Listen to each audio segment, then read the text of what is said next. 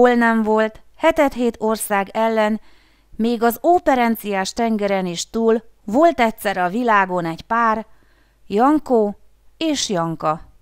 Népmese János házáról.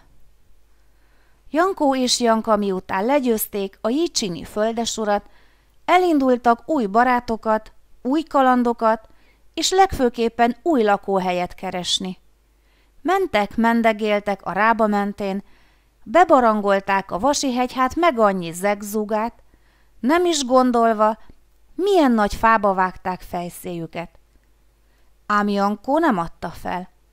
Átkeltek a gondok végtelen tengerén, megmászták a megpróbáltatások hatalmas csúcsait. De közben egyre csüggettebbek lettek. Jaj, jaj, gondolta Janka, de sajnos ez volt az egyetlen gondolat a fejében. Ám ekkor Jankó örömében nagyot rikkantott.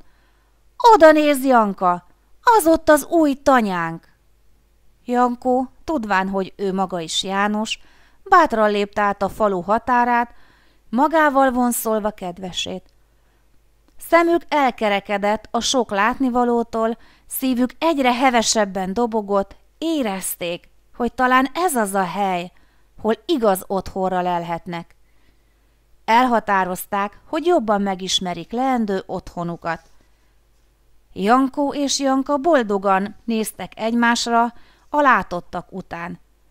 Most már biztosan tudták, jól választottak. Nem volt hiába való a sok megpróbáltatás. Így 7 mérföldes csizmájukat végleg szögre akasztották, hiszen megtalálták az oly régóta áhított helyet, melynek neve Jankó, azaz akarom mondani, János háza. Aztán éltek ők gond nélkül túrós lepényen, zsíros lángoson addig, amíg meg nem haltak.